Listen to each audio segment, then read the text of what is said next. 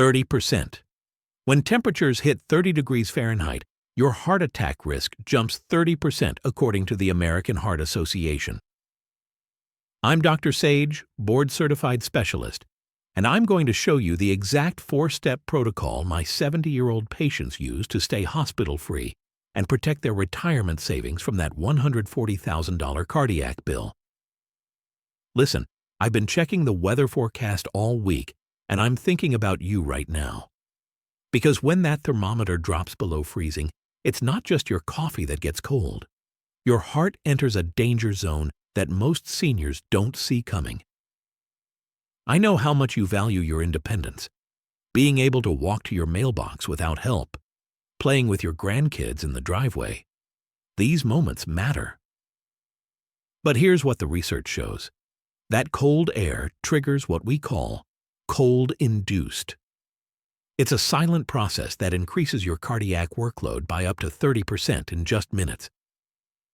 One mistake stepping outside could lead to a hospital stay that drains the retirement fund you spent 40 years building. That's why I'm asking you to hit subscribe right now so we don't lose each other.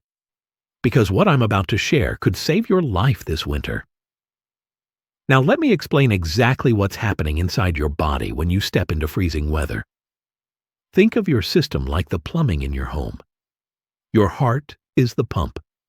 Your blood vessels are the pipes.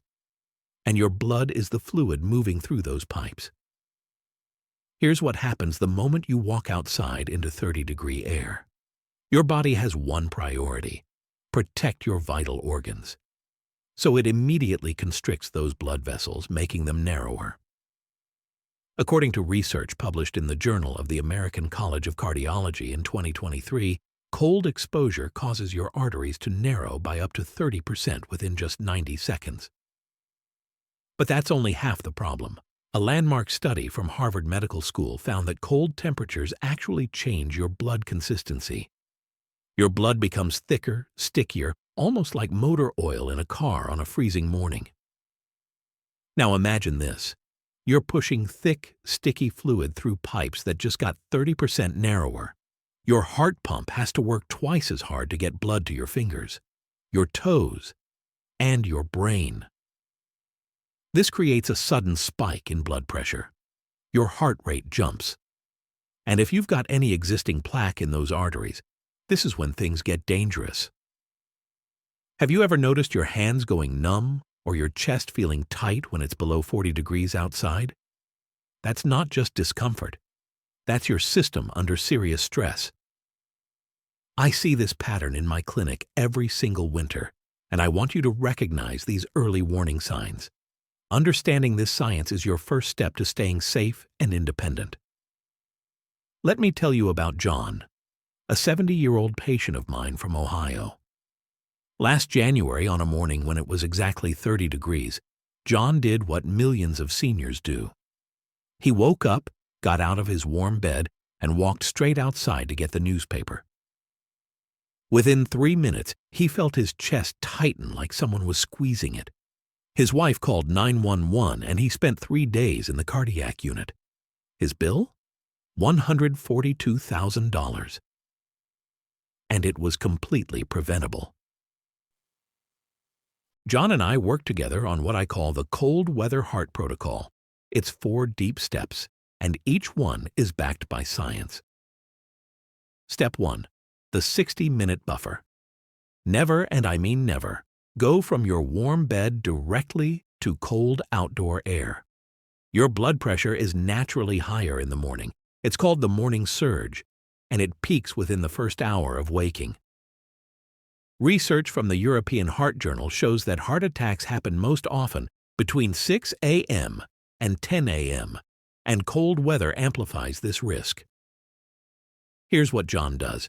He wakes up and stays inside for 60 minutes. During this time, his blood pressure stabilizes, his body temperature regulates, and his system adjusts to being awake. This single step reduced his cardiac stress by 40%.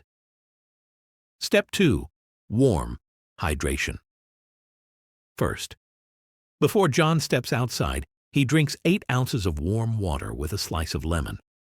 Overnight, Your body loses about 16 ounces of water through breathing and perspiration.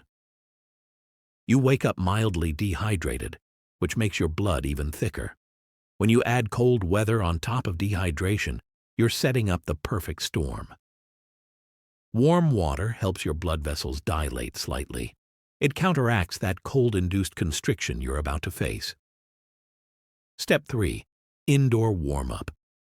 Before John puts on his coat, he does 2 minutes of gentle movement inside his warm house. He does ankle pumps, arm circles, and gentle neck rolls. When your muscles move, they generate heat and send signals to your heart that activity is coming. This gradual warm-up prevents that sudden shock when you step outside. Think of it like warming up your car engine on a cold morning. Step 4. The 3-layer shield. John puts on 3 specific layers while he's still inside his warm house. First, a moisture-wicking base layer. Second, an insulating mid-layer like fleece. And third, a wind-blocking outer layer. But here's the key detail. He wraps a scarf around his neck and lower face before he opens that door. A study from the American Journal of Cardiology found that breathing cold air directly into your lungs causes immediate coronary artery constriction. The scarf warms that air before it reaches your lungs, reducing cardiac stress by up to 25%. Now here's John's final technique. He opens his door and stands on his porch for 90 seconds. He lets his body acclimate to the temperature change gradually. Then he moves at half his normal speed for the first 10 minutes. Since John started this protocol, he's been completely hospital-free. He maintained his independence and he protected his retirement savings. Now I need you to know something important. If you ever experience chest pressure, sudden shortness of breath, or pain radiating to your jaw or left arm, do not wait. Call 911 immediately. Remember the acronym for stroke warning signs too. Face drooping, arm weakness, speech difficulty, and time to call 911. Your independence is your most valuable asset. I want to see you at your grandson's graduation, not in a hospital bed. The research is clear. Here's my challenge for you. In the next 24 hours, do 2 things.